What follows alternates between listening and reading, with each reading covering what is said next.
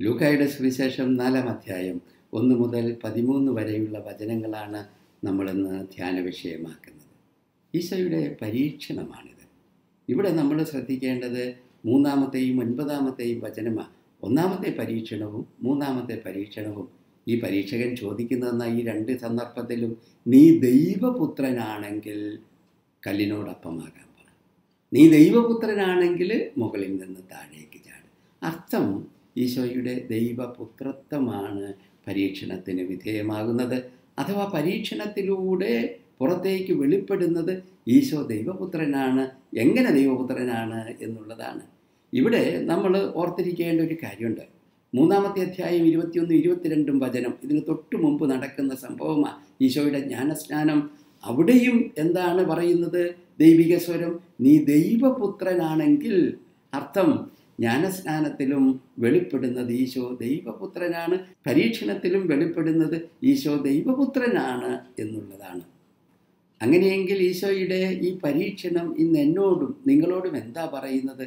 അത് തിരിച്ചറിയണമെങ്കിൽ 5-ാം അധ്യായത്തിൽ ഈശോ ശിഷ്യരെ വിളിക്കുമ്പോൾ പറയുന്നത് അവൻ ഈശോയെ അനുഗമിച്ചു. പിന്നെ ഈ ലേവിയെ വിളിക്കുമ്പോൾ നീ എന്നെ അനുഗമിക്കുക. അതായത് ശിഷ്യൻ്റെ 1-ാമത്തെ ദൗത്യം ഈശോയെ അനുഗമിക്കുക, അനുയാത്ര ചെയ്യുക എന്നുള്ളതാണ്. അത് അന്നത്തെ ശിഷ്യന്മാരുടെ മാത്രമല്ല, എന്നത്തെയും ശിഷ്യരുടെ 1-ാമത്തെ ദൗത്യമാണ് ക്രിസ്തുവിനെ അനുഗമിക്കുക എന്നുള്ളത്. ഇത് പാലസ്തീനായിൽ ഈശോയുടെ പുറകെ നടക്കുന്ന ഒരു പ്രക്രിയ മാത്രമല്ല, അതിലൊക്കെ ഉപരിയായിട്ട് ഈശോയെ അനുയാത്ര ചെയ്യുക. ഏറ്റവും പ്രധാനമായിട്ട് ഇന്നത്തെ സംഭവത്തിലേത് നസ്രസിലെ ഈശോ എന്ന് പറയുന്ന ആശാരി സ്നാനത്തിലൂടെയും പ്രലോഭനത്തിലൂടെയും ഉണർന്നു വരുന്നത് ദൈവത്തിൻ്റെ മകനാണ് എന്നുള്ള അവബോധത്തിലേക്കാണ്. എന്ന് പറഞ്ഞാൽ ഈശോ എന്നോടും നിങ്ങളോടും ശിഷ്യരെന്ന രീതിയിൽ പറയുന്നത് നിങ്ങളും എന്നെ അനുയാത്ര ചെയ്യുക. എവിടെ? ഈ യാത്രയിൽ. അതായത് നസ്രസിലെ ഈശോ ദൈവത്തിൻ്റെ മകനാണ് എന്നുള്ള അവബോധത്തിലേക്ക് വളർന്നതുപോലെ ഞാനും നിങ്ങളും ഇപ്പോൾ ആയിരിക്കുന്ന നമ്മുടെ പേരും നാളും നാമരൂപങ്ങൾ അതിലൊക്കെ ഉപരിയായിട്ട് ദൈവത്തിൻ്റെ മകനാണ് എന്നുള്ള അവബോധത്തിലേക്ക്, ദൈവത്തിൻ്റെ മകളാണ് എന്നുള്ള തിരിച്ചറിവിലേക്ക് വളരാൻ ഈശോ ഇന്ന് നമ്മളോട് ആവശ്യപ്പെടുന്നു. അങ്ങനെയാണെങ്കിൽ നമ്മൾ ചോദിക്കേണ്ട, എങ്ങനെയാണ് ഇത്തരം ഒരു തിരിച്ചറിവിലേക്ക് വളരാൻ പറ്റുന്നത്? എങ്ങനെയാണ് ഞാൻ ദൈവത്തിൻ്റെ മകനാണ് എന്നുള്ള അവബോധത്തിലേക്ക് നടന്ന് കയറാൻ അതിനുള്ള വഴി എന്താണ്? അത് വെളിവാകുന്നത് ഈ പ്രലോഭനത്തിൽ തന്നെയുണ്ട്. 4-ാമത്തെ വചനത്തിലെ ഈശോയോടുള്ള പരീക്ഷകൻ്റെ ചോദ്യത്തിന് ഉത്തരമായിട്ട് ഈശോ പറയുന്നത് എന്താണ്? മനുഷ്യൻ അപ്പം കൊണ്ട് മാത്രമല്ല ജീവിക്കുന്നത്.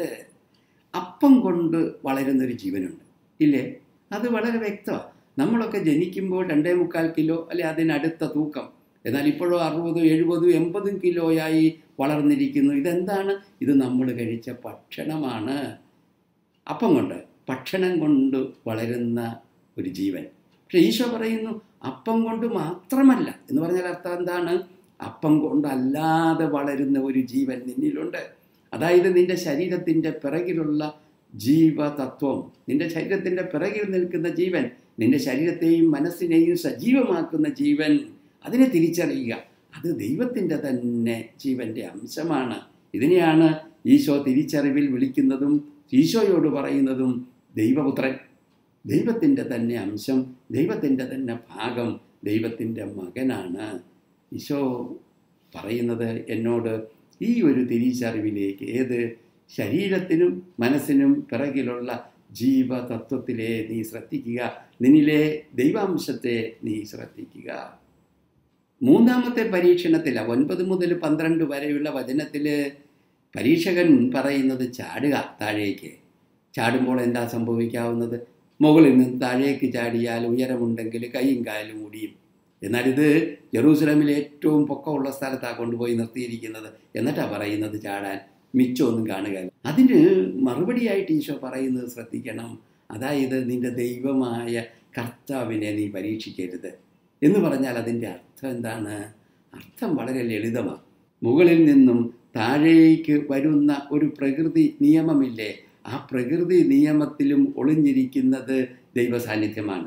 പ്രകൃതിയിലും പ്രകൃതി നിയമത്തിലും ഒളിഞ്ഞിരിക്കുന്ന ദൈവാംശത്തെ നീ തിരിച്ചറിയുക, അതിനെ പരീക്ഷിക്കരുത് എന്ന് പറഞ്ഞാൽ ഒന്നാമത്തെ പ്രലോഭനത്തിൽ നിന്റെ ശരീരത്തിനും മനസ്സിനും പിറകിൽ നിൽക്കുന്ന ദൈവാംശത്തെ തിരിച്ചറിയുക, നിന്നിലെ ദൈവ സാന്നിധ്യം.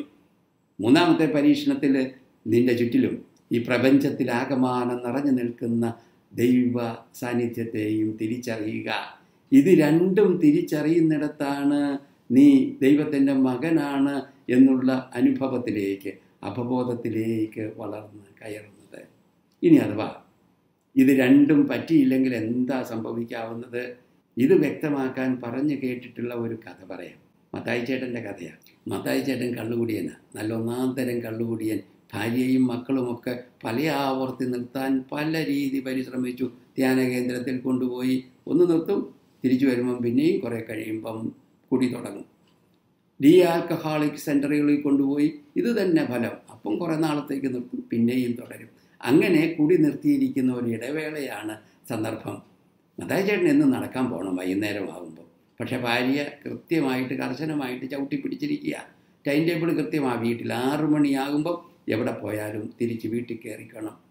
അങ്ങനെ ഒരു ദിവസം നടക്കാൻ പോയി.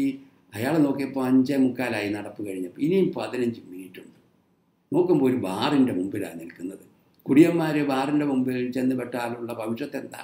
അറിയാതെ കയറിപ്പോവും. മത്തായി ചേട്ടൻ അറിയാതെ അകത്ത് കയറി. ഒരു സ്മോൾ അടിച്ചേക്കാം, അവൾ അറിയേല എന്ന് വിചാരിച്ചു. ഒരു സ്മോളായി, 2ആയി, 3ആയി, 4ആയി, ലാർജായി. അങ്ങനെ സമയം പോയത് അറിഞ്ഞില്ല. അവസാനം വാച്ച് നോക്കുമ്പോൾ 11 മണി. അയ്യോ, മത്തായി ചേട്ടൻ ഒന്ന് ഞെട്ടി. ഇനി ഉണ്ടാകാവുന്ന ഭവിഷ്യത്ത്. അതുകൊണ്ട് തന്നെ ചടുതിയിൽ അവിടുന്ന് സ്ഥലം വിട്ട് വീടിൻ്റെ മുമ്പിൽ കൂടെ കയറാതെ പുറകിൽ കൂടെ അകത്ത് കയറാൻ, അവൾ അറിയാതെ അകത്ത് കയറാനുള്ള ശ്രമമാണ്. ആ ശ്രമത്തിനിടയിൽ അവിടെ പൂന്തോട്ടത്തിൽ തട്ടി വീണ് റോസാച്ചെടിയുടെ മുകളിലേക്കാണ് വീണത്.